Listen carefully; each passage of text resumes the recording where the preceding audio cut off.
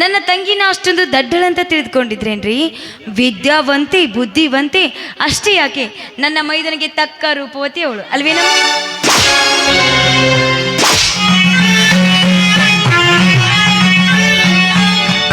ನೋಡಿದ್ಯಾ ಗಂಗಾ, ನೀನು ವರ್ಣಿಸುವ ರೀತಿ ಆಕೆ ಇಷ್ಟ ಇಲ್ಲ ಅಂತ ಕಾಣ್ತದೆ.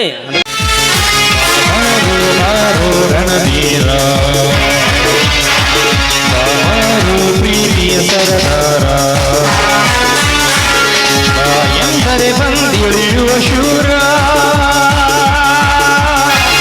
ನೀ ಬಂದರೆ ದಿಗ್ವಿಜಯದ ಬಾರು ಬಾರು ರಣವೀರ, ಬಾರು ಪ್ರೀತಿಯ ಸರದಾರ.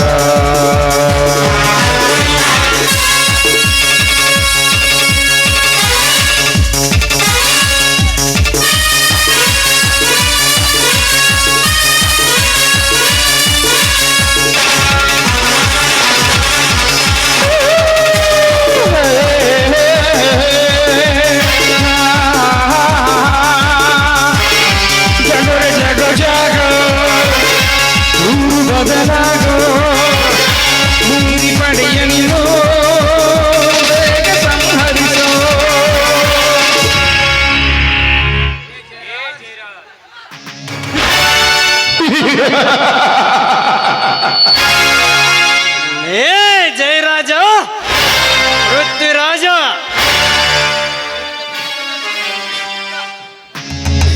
ಇರುವೆ ತುಂಬಿದ ಗೂಡಿನಂತಿರುವ ನನ್ನ ಸಂಸಾರವನ್ನು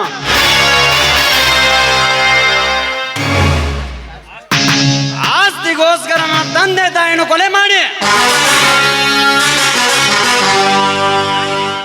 ಯಾರಿಗೂ ಗೊತ್ತಿಲ್ಲ ಎಂದು ಆಯಾಗಿದ್ದೇನೆಂದು ತಿಳಿದುಕೊಂಡೆಯಾ?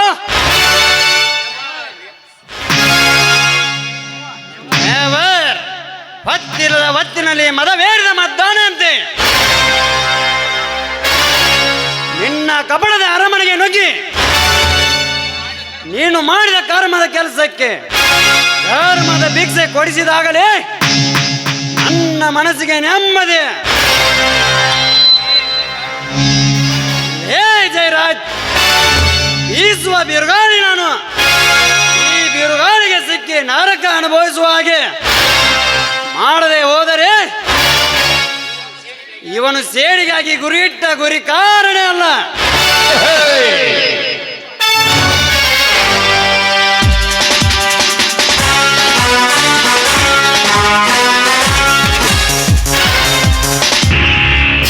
ಅಲ್ರಿ ಅವನು ಈ ಗಂಡಸರಿಗೆ ಕಣ್ಣಿಗೆನ ಕಾಣ್ತಾವಿಲ್ಲ ಅಂತೀನಿ. ಬೇಕತ್ತ ನಮ್ಮಂತ ಹೆಂಗಸರಿಗೆ ಬಂದು ಡಿಕ್ಕಿ ಹೊಡೆದು ಸಮಾಧಾನ ಮಾಡ್ಕೊಂತಾವ. ತೋ ನಿಮ್ಮ ಹೊಲಸ ಗಂಡಸರ ನೇ ಸೊಕ್ಕಿನ ಏನೇ ದಾರಿ ತಪ್ಪಿ ಬರುವ ನಿಮ್ಮಂತ ಹೆಣ್ಣುಗಳನ್ನು ಮುಟ್ಟಿ ಏಸಿಗೆ ಮಾಡಿಕೊಳ್ಳುವ ಏಸಿ ಗಂಡಸಲ್ಲ ಈ ಕರ್ಣ.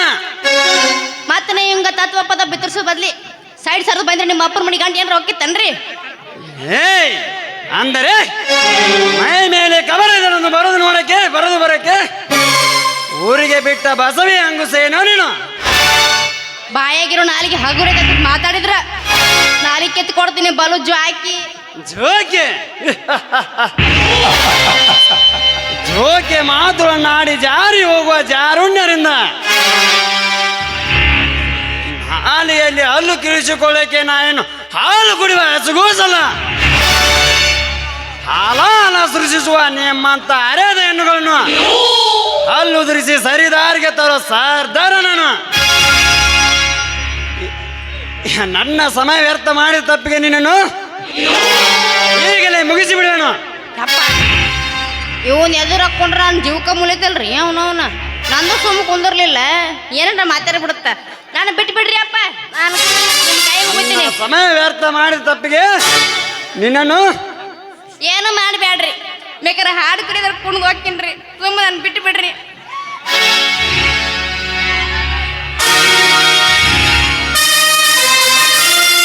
ಅನರ್ಘ್ಯ ರತ್ನವೇ, ಅನರ್ಘ್ಯ ರತ್ನವೇ, ಅನರ್ಘ್ಯ ರತ್ನವೇ, ಅನರ್ಘ್ಯ ರತ್ನವೇ.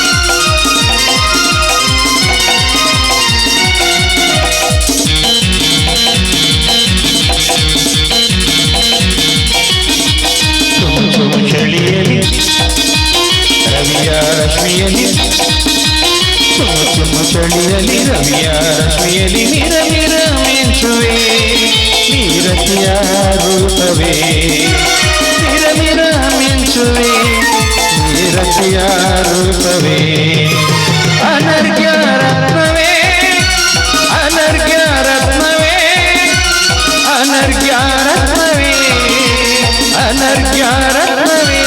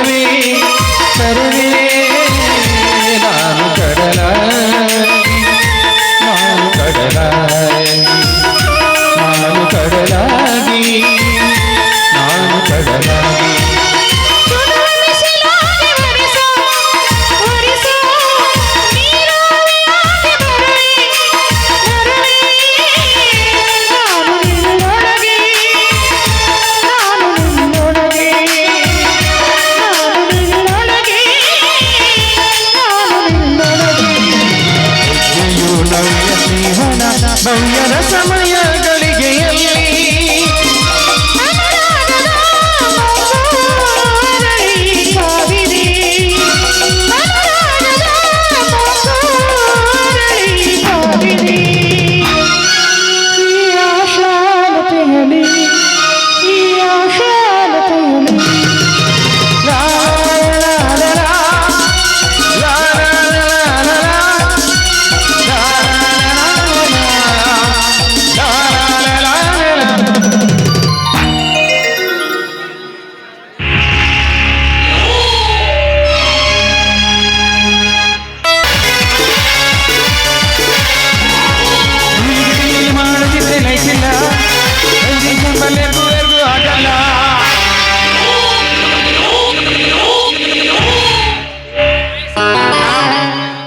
ನಾ ಬಯಸಿದ ಹೆಣ್ಣು ಬೇರೊಬ್ಬನ ಮನೆಯ ಸೊಸೆಯಾಗಿ ಸೇರಿರುವಳು ನನ್ನ ಕನಸಿನ ಕನ್ಯೆ ಶೀಲ. ಯಾರು ಇಲ್ಲದ ಸಮಯ ನರಿತು ಈ ಮನೆಗೆ ಕಾಲಿಟ್ಟಿರುವೆ. ಹೇಗಾದರೂ ಮಾಡಿ ಬಣ್ಣ ಬಣ್ಣದ ಮಾತುಗಳಿಂದ ಅವಳನ್ನು ನನ್ನಂತೆ ಸೆಳೆಯಲೇಬೇಕು. ಜಯರಾಜ್, ನೀನು ಮಾಡುತ್ತಿರುವ ಮೋಸದಾಟಕ್ಕೆ ಬ್ರಹ್ಮ ಬಲಿಯನ್ನು ಎಣೆದಿಟ್ಟಾಯಿತು. ಲೇ, ನಿನ್ನ ತಂಗಿಯಿಂದಲೇ ನಿನ್ನನ್ನು ಪ್ರಾಣ ಕೊತ್ತು ತಂದು ನಿನ್ನ ಮುಂದೊಂದು ದಿನ ಅಲೆಮಾರಿ ಆಗಿ ಮಾಡದೆ ಹೋದರೆ ನನ್ನ ಹೆಸರು ಎಂಟದೆಯ ಬಂಟ, ಪೃಥ್ವಿರಾಜನೇ ಅಲ್ಲ.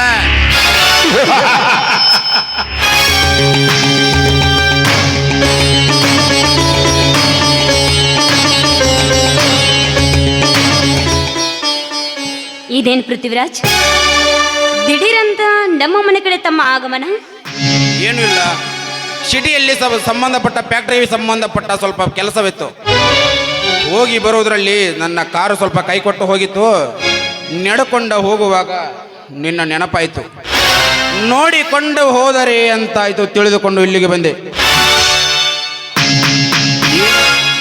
ಏನು ನೀನು ಹುಟ್ಟಿರುವ ಹಳೆಯ ಸೀರೆ, ಇರುವುದು ಹಾಳಾಗಿ ಹೋದ ಮನೆ.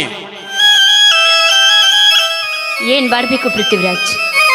ಪ್ರೀತಿ ಎಂಬ ಮಾಯೆಗೆ ಕಟ್ಟೆ ಬಿದ್ದು ಹಣೆ ಬರಹಕ್ಕೆ ಹೊಣೆ ಯಾರು ಎಂಬಂತೆ ಆ ದೇವರು ಬರೆದ ನಿರ್ಣಯಕ್ಕೆ ನಾನು ತಲೆ ಬಾಗ್ಲೇಬೇಕಲ್ಲ. ಸುಂದರವಾದ ಹೂದೋಟದಲ್ಲಿ ಬೆಳೆದ ಹೂ ದೇವರಿಗೆ ಮಾಲೆ ಆಗಬೇಕೆಂದು ಬಯಸುತ್ತದೆ ವಿನಃ ಸತ್ತ ಹೆಣಕ್ಕೆ ಅಲ್ಲ. ಹಾಗೆಂದ ಮಾತ್ರಕ್ಕೆ ಯೌವನದಲ್ಲಿ ಹಣ್ಣು ಬಯಸ ಆಶೆ ಆಕಾಂಕ್ಷೆಗಳನ್ನು ಬಲಿ ಕೊಡ್ತೀಯಾ? ಆಗಿಂದ ಮಾತ್ರಕ್ಕೆ ಬಿಟ್ಟು ಬರೋದಕ್ಕೆ ಆದೈತೇನು? ಪಾಲಿಗೆ ಬಂದದ್ದು ಪಂಚಾಮೃತ ಅಂತ ಅನುಭವಿಸಲೇಬೇಕಲ್ಲ. ಶೀಲ, ಸುಖದ ಸಪ್ಪತ್ತಿಗೆಯಲ್ಲಿ ಬೆಳೆದು ಹಾಯಾಗಿ ಹಾರಾಡುತ್ತಿದ್ದ ಹಕ್ಕಿ ಎಂದು ಜೇಲು ಹಕ್ಕಿ ಆಗಿದೆ ನಿನ್ನ ಬಾಳು. ಏನು ಮಾಡಲಿ ಪೃಥ್ವಿರಾಜ್, ನಾನು ಕಂಡ ಕನಸುಗಳೆಲ್ಲ ಒಳದ ಕನ್ನಡಿ ಅಂತಾಗಿದೆ ನನ್ನ ಮನಸ್ಸು. ಹುಚ್ಚಿದ್ದು ಹಾರಬೇಕೆಂದ್ರೆ ಆ ಶಂಕರನ ಹೆಂಡತೆಂಬ ಈ ಕಟ್ಟಳೆಗಳು ನನ್ನನ್ನು ಕಟ್ಟಿ ಹಾಕ್ತಾ ಇದೆ. ಕಟ್ಟಳೆ ಕಟ್ಟಳೆ ಎಂಬ ಸಮಾಜದಲ್ಲಿ ಮತ್ತೊಬ್ಬರೇ ಗೋಡಿ ಹೇರುವ ಭಂಡ ಪಂಚಾದಷ್ಟಿರುವ ನಿಮ್ಮ ಕಟ್ಟಳೆಯ ಸಮಾಜದಲ್ಲಿ ನೀನೇಕೆ ಭಯ ಪಡುವೆ? ಹೊಟ್ಟೆಗೆ ಹಿಟ್ಟಿಲ್ಲದಿದ್ರು ರತಿ ಸುಖ ಬೇಡವ ಹೆಣ್ಣಿಗೆ ಒಂದು ಗಂಡನ ತೋಳತಕ್ಕೆ ಬೇಕು ಅಂತ ಮನ ಹಂಬಲಿಸುತ್ತೆ. ಆದರೆ ತುಂಬಿದ ಮನೆಯಲ್ಲಿ ಅಣ್ಣನ ಮಾತಿನಂತೆ ಕುಣಿಯುವ ಆ ನನ್ನ ಗಂಡನಿಂದ ಇದೆಯಲ್ಲ ಸಾಧ್ಯನಾ?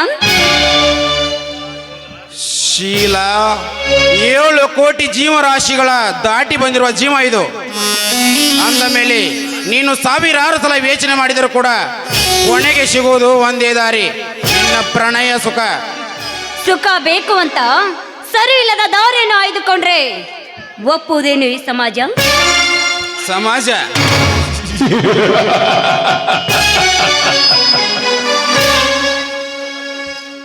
ಸುಂದರವಾದ ಹುಡುಗಿಯನ್ನು ಸುಖ ಕೊಡಲಿಕ್ಕೆ ಕರೆದಾಗ ಒಲ್ಲೆಂದಾಕ್ಷರಣೆ ಸೋಳೆ ಎಂಬ ಪಟ್ಟ ಕಟ್ಟುವ ಕೆಟ್ಟ ಹೋದ ಸಮಾಜವಿದು. ಅಂಥದ್ರಲ್ಲಿ ಈ ಕೆಟ್ಟ ಹೋದ ಸಮಾಜದ ಬಗ್ಗೆ ನೀನೇಕೆ ಚಿಂತಿಸುವೆ? ಹಾಗಾದ್ರೆ ಹುಚ್ಚೆದ್ದು ಕುಣಿವ ಈ ನನ್ನ ಯೌವನವನ್ನ ಮುಚ್ಚಿಡದೆ ಸುಖದ ತುಪ್ಪತ್ತಿಗೆ ಮೇಲೆ ತೇಲಾಡುವಂತೀಯ?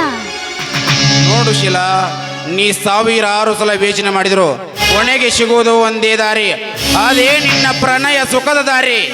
ನೀನು ಇದಕ್ಕೆ ಒಪ್ಪಿದರೆ ಸುರಾಗವಾಗಿ ಸಾಗುವುದು ನಮ್ಮಿಬ್ಬರ ಜೀವನದ ಸುಖ. ಪೃಥ್ವಿರಾಜ್, ನಮ್ಮಿಬ್ಬರ ಈ ಪ್ರಣಯದ ನಾಟಕ ಈ ನನ್ನ ಗಂಡನ ಮನೆಯವರಿಗೆ ಗೊತ್ತಾದ್ರೆ ನನ್ನ ಗತಿ ಏನು? ಶೀಲಾ, ವಿದ್ಯಾವಂತನಾದರೂ ನಿನ್ನ ಗಂಡನಿಗೆ ಬುದ್ಧಿ ಇಲ್ಲ. ಇನ್ನು ಹೊಲದಲ್ಲಿ ದುಡಿಯುವ ನಿನ್ನ ಮಾವ ಮೈದುನನಿಗೆ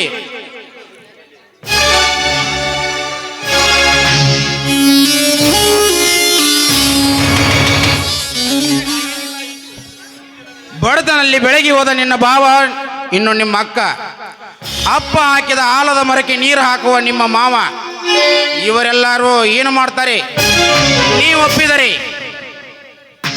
ಛೆ, ಹಾಗೇನಿಲ್ಲ. ಇಷ್ಟು ದಿನ ಚಿಂತೆಲಿದೆ ಈ ನನ್ನ ಮನಸ್ಸನ್ನ ಹಗುರ ಮಾಡಿದ ಹಮ್ಮಿರ ನೀನು. ಕಮಾನ್ ಮೈ ಡಾರ್ಲಿಂಗ್, ಕಮಾನ್. ಹಾಗಾದ್ರೆ ನಿನ್ನ ಸಿಹಿಯಾದ ಬಾಯಿಂದ ಒಂದು ಕಾಣಿಕೆ ಸ್ವಾತಿಮತನ್ನು ಉಳಿಸು.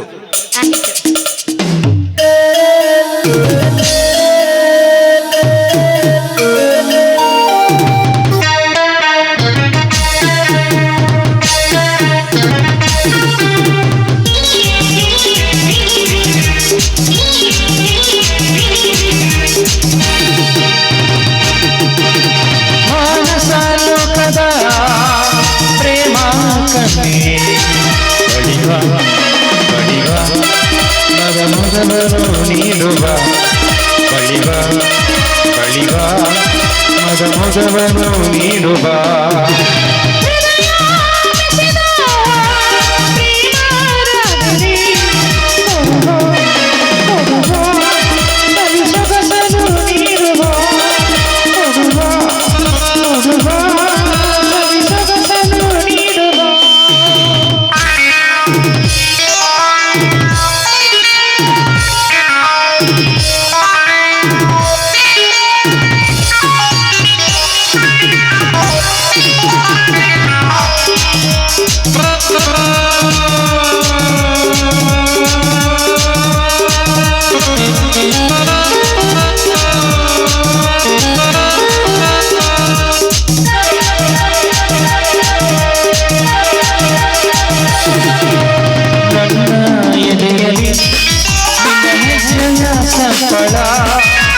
ವಿರಹದ ತಳಮಳ ಹೆಚ್ಚಾಗಿದೆ.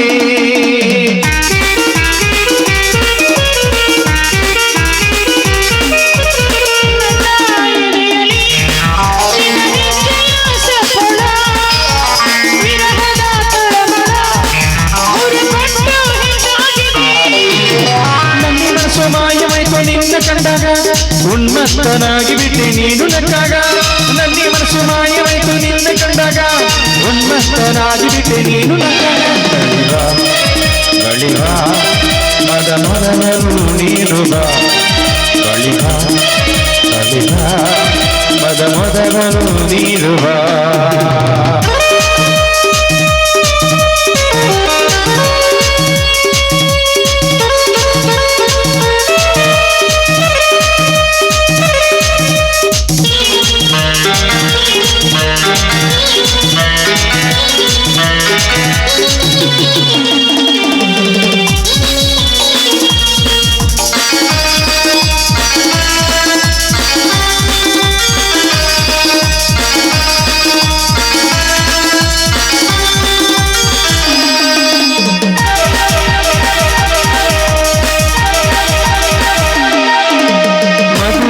ಗಳಿಗೆಯು ನಿನ್ನ ಸಹವಾಸದಲ್ಲಿದೆ ಒಂದೊಂದು ಕ್ಷಣಗಳು ನೀರಬೇಕು ಹತ್ತಿರ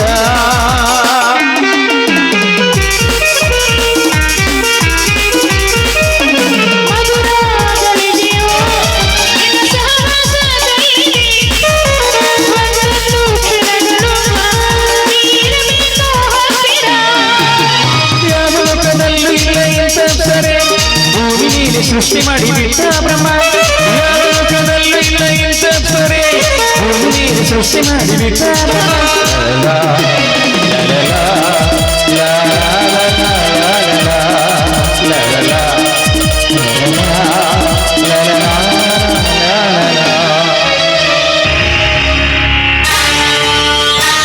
ರಾಜ ಅಂತೂ ಬೇಡಕ್ಕಾಗಿ ಬಿರಿಬಿದ್ದ ಈ ಭೂಮಿಗೆ ಮುಂಗಾರು ಮಳೆಯಾಗಿ ಮನ ಕನಿಸಿದ್ರಿ ನೋಡಿ. ಅಕ್ಕ ದೇವಸ್ಥಾನಕ್ಕೆ ಹೋಗಿದ್ದಾಳೆ, ಮಾವ ಬರೋ ಟೈಮ್ ಆಯ್ತು, ನಾನು ಒಳಗಡೆ ಹೋಗಿ ಅಡಿಗೆ ಮಾಡ್ತೀನಿ. ಹಾಗಾದ್ರೆ ನಮ್ಮ ಮುಂದಿನ ಭೇಟಿ ಮತ್ತೆ ಇದ್ದೇ ಇದೆಯಲ್ಲ, ಮನೆಯಲ್ಲಿ ಯಾರು ಇಲ್ದ ಬರ್ಲದ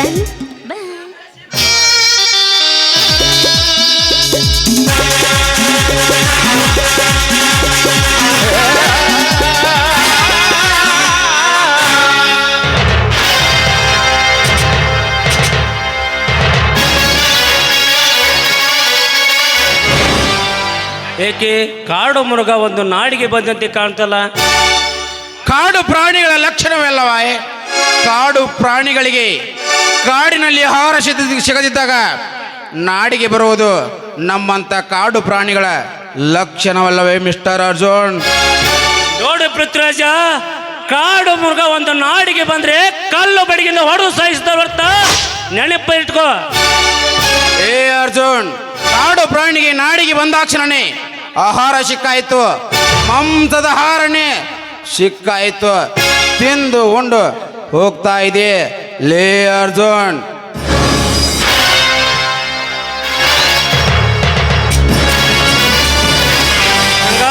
ಹೇಗಂಗ ಯಾರಿದ್ರ ಮನೆಯಲ್ಲಿ?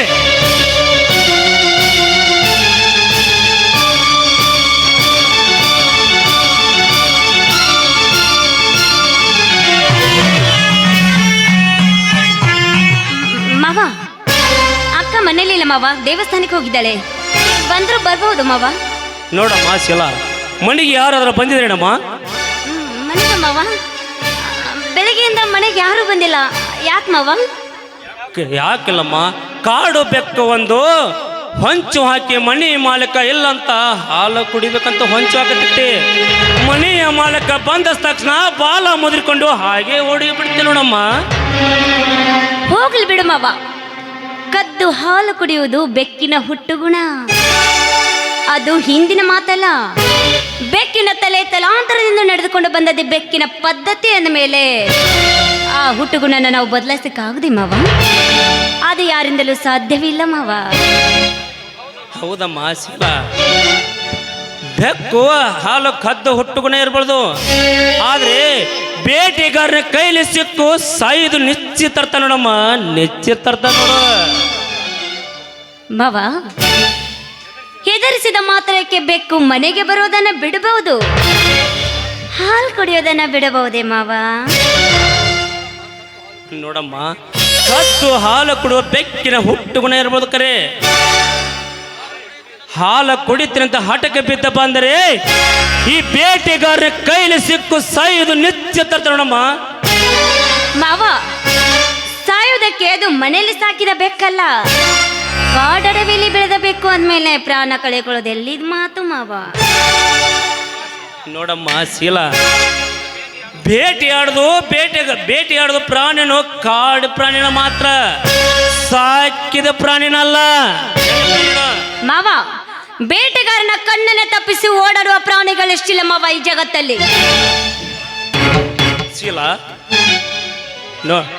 ನೋಡಮ್ಮ ಶೀಲ, ಕುಂಬಾರ ಮಾಡಿದ ಆ ಮಡಿಕೆಯಲ್ಲಿ ಸೂಕ್ತವಾಗಿ ಹಾಲನ್ನು ತುಂಬಿಸಿ ಆ ಮಡಿಕೆಗೆ ಹಾಲನ್ನು ಕಾಯ್ದ ಕಟ್ಟಪ್ಪನೆ ಅಂತ ಮಡಿಕೆಯ ಮಾಲಕ ಹೇಳಿದ್ರೆ ಹಾಲನ್ನು ಕಾದೆತ್ತಿ ಆ ಬಿಂದಿಗೆ ಅಷ್ಟು ಹಾಲ ಕೈ ನೀ ಎತ್ತೋ ನಿನಗಿಲ್ಲ ನೋಡಮ್ಮ.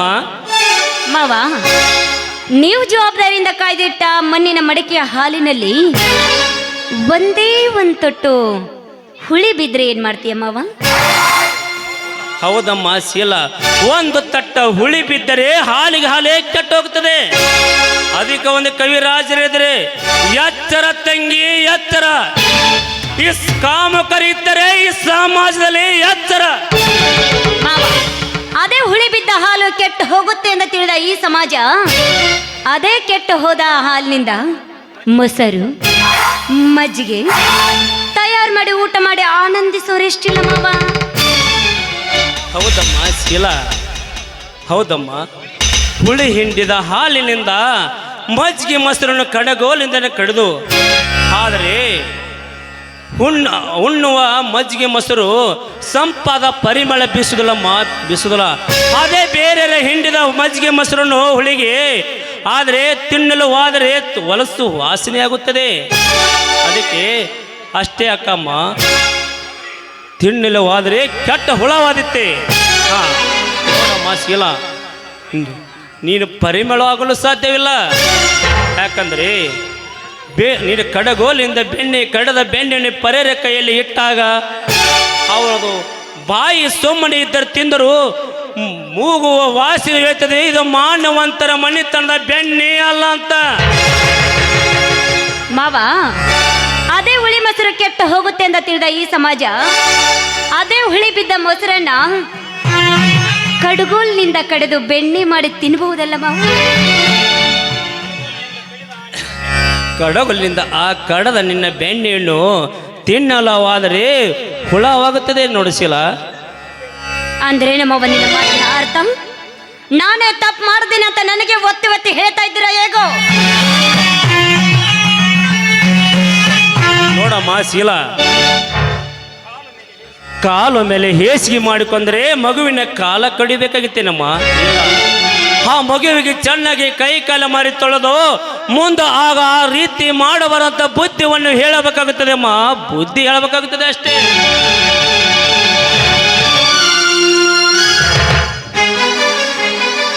ಇದೇನು ಸೊಸೆ ಭಾವ ಇಬ್ಬರು ಸೇರಿ ಗಂಭೀರವಾಗಿ ಏನೋ ವಿಚಾರ ಮಾಡ್ತಿರುವ ಹಾಗಿದೆಯಲ್ಲ? ಏನಿಲ್ಲ ಗಂಗಾ, ಶೀಲ ಈ ಮನೆಗೆ ನಮಗೆ ಹೊಸ ಬೀಳು ಮೇಲಾಗಿ ಸುಗಲ ಸೊಪ್ಪತ್ತಿ ಮೇಲೆ ಬೆಳೆದಳು. ಅವಳಿಗೆ ಹೊಂದಿಕೊಳ್ಳುವವರೆಗೆ ನಾವೇ ಹೊಂದಿಕೊಳ್ಳಬೇಕೇ ಅಷ್ಟೇ. ಏನ್ರಿ ನೀವು ನನ್ನ ತಂಗಿನ ಅಷ್ಟೊಂದು ದಡ್ಡಳಂತ ತಿಳಿದುಕೊಂಡಿದ್ರೇನ್ರಿ? ವಿದ್ಯಾವಂತೆ ಬುದ್ಧಿವಂತೆ ಅಷ್ಟೇ ಯಾಕೆ, ನನ್ನ ಮೈದನಿಗೆ ತಕ್ಕ ರೂಪವತಿ ಅವಳು ಅಲ್ವೇನ?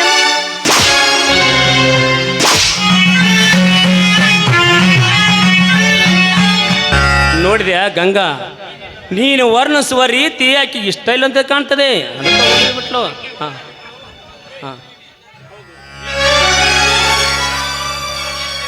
ಹಾ ಗಂಗಾ, ನೀನು ದೇವಸ್ಥಾನಕ್ಕೆ ಹೋಗಿದ್ದು ಏನು ಕಾರಣ? ಏನು ಹತ್ರ ಬೇಡ್ಕೊಂಡು ಗಂಗಾ ಹೇಳು. ಒಂದು ಹೆಣ್ಣು ಬಯಸುವುದು ಒಂದೇ ರೀ. ಈ ನಮ್ಮ ಮನೆತನದಲ್ಲಿ ಯಾವಾಗಲೂ ನಗ್ನಗ್ತಾ ಇರುವಂತೆ ಆಶೀರ್ವದಿಸಿ, ಇನ್ನು ನನ್ನ ಮುದ್ದಾದ ಗಂಡನಿಗೆ ಒಂದು ಮುದ್ದಾದ ಮಗುವನ್ನ ಕರುಣಿಸುವಂತ ಆ ದೇವರಲ್ಲಿ ಬೇಡ್ಕೊಂಡು ಬಂದೇ ರೀ. ಗಂಗಾ, ಕಂಡ ದೇವರೇ ಹರಕೆ ಹೊತ್ತರೆ ಇಂಟಿಗೆ ಭೀಮಮ್ಮ, ದತ್ತರಿಗೆ ಬಾಗಮ್ಮ, ಸೌದತ್ತಿ ಎಲ್ಲಂಬ ಗುಡ್ಡಮ್ಮ ಹರಕೆ ಹೊತ್ತರೆ ಮಕ್ಕಳಾಗಲು ಸಾಧ್ಯ ಆಗ್ತವೆ. ಮಕ್ಕಳನ್ನ ದಯಪಾಲಿಸೋ ದೇವರ ಇಲ್ಲಿರುವಾಗ ಯಾವ ದೇವರ ಮಕ್ಕಳ ಕೊಡ್ತವೆ? ಅಂದ್ರೆ ಈ ದಯಪಾಲಿಸುವ ದೇವರಿಗೆ ಇನ್ನೇನು ಕೊಡ್ಬೇಕು? ಈ ನಿನ್ನ ಮುದ್ದಾದ ಮಡಿ ಒಂದು ಅಪ್ಪಿ ಮುದ್ದಾಡಬೇಕನ್ನಿಸುತ್ತದೆ ಗಂಗಾ. ಆಹಾ ಹೌದಾ?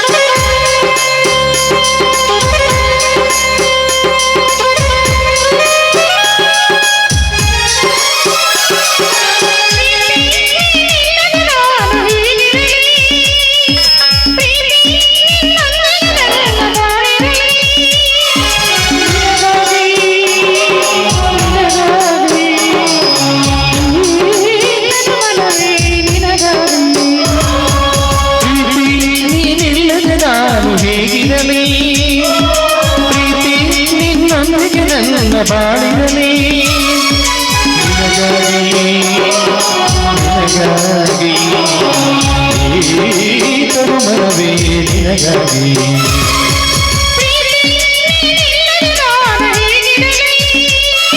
ಪ್ರೀತಿ ನಿನ್ನೊಂದಿಗೆ ನನ್ನ ಬಾಳಿರಲಿ.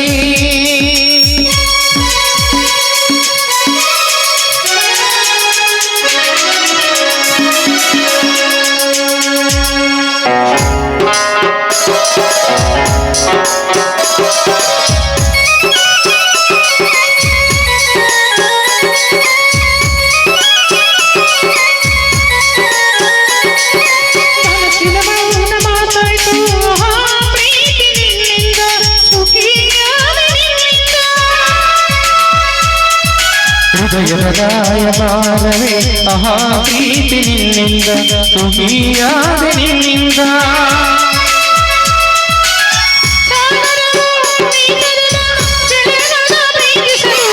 ಮಲ್ಲಿಗೆಯು ಗಂಧಮ ಬೆರೆಯುವುದು ಪ್ರೀತಿಸಲು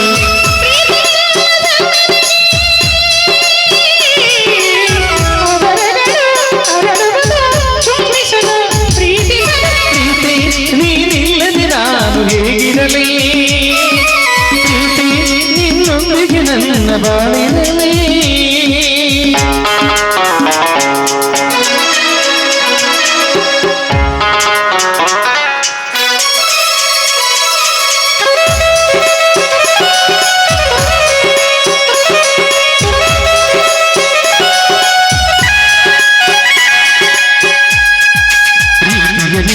ದಯದಿಂದ ಆಹಾನಂದ ಜಗವೆಲ್ಲ ಮಹಾನಂದ ಬದುಕೆಲ್ಲ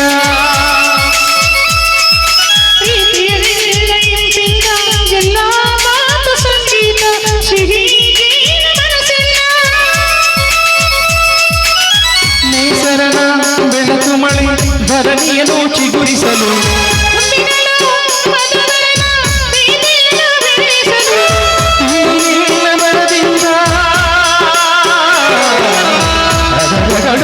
ಅರಳುವುದು ಪ್ರೀತಿಸುತ್ತ ಪ್ರೀತಿ